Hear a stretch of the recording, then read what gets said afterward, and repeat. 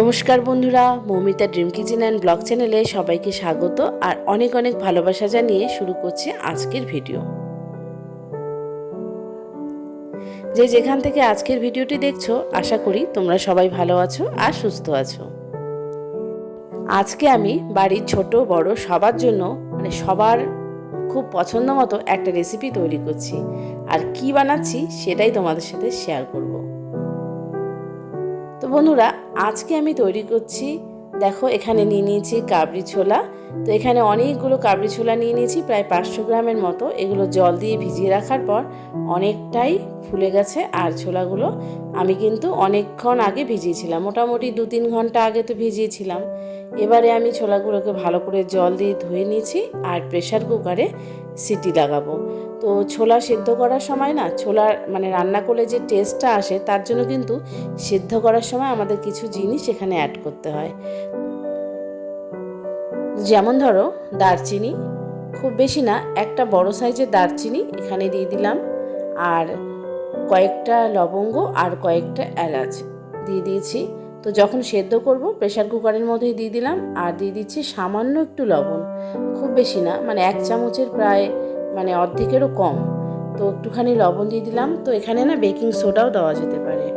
এবার প্রেসার কুকারে সিটি দিয়ে নেব। এবারে আমি যেহেতু আজকে বানাচ্ছি ছোলা ভাটোরে, তো তার জন্য কিন্তু একটা আমাদেরকে মশলা তৈরি করতে হবে, যেটা ছোলা মশলা বলে। তো মশলা বানানোর জন্য আমি নিয়েছি 4টে তেজপাতা, কয়েকটা শুকনো লঙ্কা, গোলমরিচ, তারপর নিয়েছি এলাচ।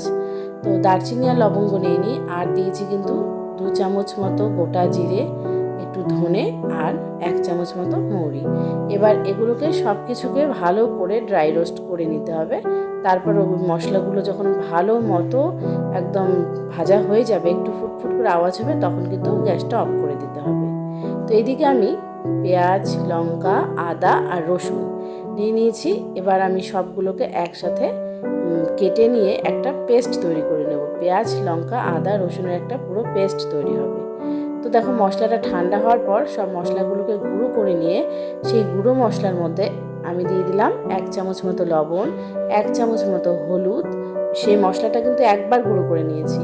আর এখানে একটু কালারের জন্য লঙ্কার গুঁড়ো আমি দিয়ে দিলাম। এবার আবার একবার মিক্সিটাকে একটু ঘুরিয়ে নিতে হবে। তো তারপর দেখো আমাদের ছোলা মশলা একদম রেডি। তো এরকম মশলা করে কিন্তু আমরা একটা কন্টেনারও রাখতে পারি। তো এবার এদিকে কড়াইয়ে তেল বসিয়ে দিয়েছি। আমাদের তেলটা গরম হয়ে গেলে পেঁয়াজ, লঙ্কা, আদা, রসুনের যে পুরো পেস্ট একটা বানিয়েছি আমি, সেটা দিয়ে দিলাম। আর 2টো টমেটোকে পেস্ট করেছি, সেটাও দিয়ে দিলাম। এখানে কিন্তু পেঁয়াজটা যদি আমি কেটেও ইউজ করতে পারি, কিন্তু আমি পুরোটাই পেস্ট করলাম, এতে গ্রেভিটা অনেক ভালো আসে। তো এবার কিন্তু একটু হাতে সময় নিয়ে তেলের সাথে মশলাকে খুব ভালোভাবে কষিয়ে নিতে হবে। তো আমি কিন্তু 2-3 মিনিট কষানোর পর আবার যে মশলাটা তৈরি করেছি, যেটা ছোলা মশলা আর কি, সেই মশলাটা আমি এখানে 2 চামচ মতো দিয়ে দিলাম। তো পরিমাণটা বুঝেই দিতে হবে। আর মশলার মধ্যেও কিন্তু অল্প লবণ অ্যাড করা আছে, খুব বেশি নেই। তো এবার খুব ভালোভাবে মশলাটা কষানোর পর যে ছোলাগুলো সেদ্ধ করেছি, সেই জল সমেত ছোলাটা কিন্তু এখানে আমি দিয়ে দেবো। আর একটু যেহেতু লবণ দিয়েছি, সেই জন্য ছোলাগুলো কিন্তু খুব সুন্দর অলরেডি আমাদের সেদ্ধ হয়েও গেছে। তো এবার কড়াইয়ে দিয়ে মিডিয়াম টু লো ফ্লেমে দিয়ে আমি খুব ভালোভাবে কষিয়ে নেব। আর এখন পরিমাণ মতো লবণটা দিয়ে দিচ্ছি, আর সেরকম কিছু দেওয়ারই দরকার হবে না। আর সব কিছু তো মশলার মধ্যে দেওয়াই আছে, যেহেতু আমি ছোলা মশলাটা দিয়েছি, ওখানে লঙ্কা গুঁড়ো থেকে শুরু করে সমস্ত রকম মশলা ওই ছোলা মশলায় রয়েছে। তো একটুখানি হলুদ দিয়ে তারপর গ্যাসের ফ্লেমটা লো করে দিয়ে আমি কিন্তু ছোলাটাকে কষাচ্ছি। আর এইদিকে চলে আসলাম আমি ডোটা তৈরি করে নেব ছোলা ভাটুরের জন্য। তো ময়দা, সামান্য বেকিং পাউডার, বেকিং সোডা, আর এনেছি টক দই। তো আমাদের ছোলা ভাটুরে তৈরি হবে। তো ছোলা ভাটুরে তৈরি করব জন্য কিন্তু সমস্ত উপকরণ নিয়ে নিয়েছি। এবার এটা কিন্তু হাত দিয়ে ভালোভাবে আর কি দইয়ের সাথে খুব সুন্দর করে মিশিয়ে নিতে হবে, কারণ ছোলা ভাটুরে তৈরি করতে গেলে কিন্তু দইটা মাস্ট লাগবেই। তো দিলাম। এবার দেখো, দই দিয়ে কিন্তু ভালো করে মিশিয়ে নেওয়ার পর নিয়ে নিয়েছি জল। এখানে অল্প অল্প করে জল দেব আর মাখবো। আস্তে আস্তে একটা আমাদের ডো রেডি হয়ে যাবে।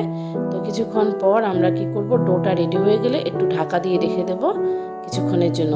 তো এদিকে আমাদের কিন্তু ছোলাটা প্রায় কষানো হয়ে গেল, মানে মশলার সাথে ছোলাকে কিন্তু একটু সময় নিয়ে কষাতে হবে। তো আমি তো দেখালাম কি কি মশলা ইউজ করেছি। তো আমার মশলা মানে পুরো কষানো হয়ে গেল। এরপর ওই মিক্সিতেই আমি যে জলটা ছিল সেই জলটা দিয়ে দিলাম। তো দেখো জলটা দিয়ে এবার আমি আরও কিছুক্ষণ জাল দিয়ে নেব। তো খুব বেশি সময় লাগবে না, আমাদের ছোলা কিন্তু হয়েই যাবে। তো এবার আমি আরও কিছুক্ষণ মানে যখন ফুটতে শুরু করেছে তখন আবার সেই যে মশলাটা তৈরি করেছি সেই মশলাটা আগে 2 চামচ দিয়েছি, পরে আবার আমি 1 চামচ সেই মশলাটা দিয়ে দিলাম। তো মশলা দিয়ে আরও কিছুক্ষণ জাল করার পর উপর থেকে দিয়ে দিলাম কাসুরি মেথি। তো তোমরা চাইলে একটু ঘিও দিতে পারো, তাহলে আরও ভালো লাগবে, কিংবা একটু বাটার যদি অ্যাড করো আরও বেশি সুন্দর লাগবে। তো আমাদের ছোলা একদম গরমাগরম ছোলা রেডি হয়ে গেছে। এখন আমরা তৈরি করব ভাটুরে। তো বন্ধুরা চলো, তো আমি তো যে ডোটা তৈরি করেছি সেখান থেকে গোল গোল লেচি কেটে নিয়েছি। এবার দেখো আমি ভাটুরে বানাচ্ছি। তো এটা একদম পুরো তেল দিয়ে বেলে নিতে হবে। কিন্তু কি বলো তো, দোকানের যে ভাটুরেগুলো হয় বড় বড়, তোমরা চাইলে সেরকম বড় বড় শেপে করে নিতে পারো। আর যেহেতু আমরা বাড়িতে বানাচ্ছি তো সেরকম বড় বড় করবো না, নর্মালি যেরকম হয় সেরকমই করছি। তো এই আর কি, একটু তেল বেশি করে দিয়ে তারপর কিন্তু ভেজে নিতে হবে। তো দেখো আমি একটা একটা করে রেডি করে নিচ্ছি। তো বন্ধুরা, অনেক টাকা খরচা করে বাইরে গিয়ে রেস্টুরেন্টে না খেয়ে তোমরা কিন্তু খুব সহজেই বাড়িতে তৈরি করে নিতে পারো এরকম ছোলা ভাটুরে। তো দেখলেই তো আমি কতটা সহজভাবে তৈরি করলাম ছোলা ভাটুরে, আর বাড়িতে করলে সবাই মিলে কিন্তু খুব তৃপ্তি সহকারে খাওয়া যায়। তো আশা করি তোমাদের আজকে আমার এই ছোট্ট রেসিপিটা, সিম্পল রেসিপিটা তোমাদের ভালো লাগলো। আর তোমরা কিন্তু অবশ্যই বাড়িতে ট্রাই করবে আর পরিবারের সবাই মিলে একসাথে বসে খাবে। তো বন্ধুরা, আমার দেখো ভাটুরা একদম রেডি হয়েছে, আর তার সাথে সাথে গরমা গরম ছোলাও একদম রেডি। আর ছোলাটা একদম দেখতে কিন্তু রেস্টুরেন্ট বা দোকানের মতোই ইয়াম্মি হয়েছে, আর বাড়ির সবাই প্রশংসাও করেছে। তো বন্ধুরা, তোমরাও বানিয়ে খাওয়া, বাড়ির ছোট বড় সবাই তোমাদের অনেক অনেক প্রশংসা করবে। তো আজকের ভিডিওটা এখানেই শেষ করলাম। রেসিপিটা কেমন লাগলো অবশ্যই জানাবে, ভালো লাগলে একটা লাইক করে দেবে, আর চ্যানেলটাকে সাবস্ক্রাইব করতে ভুলবে না। Bye bye.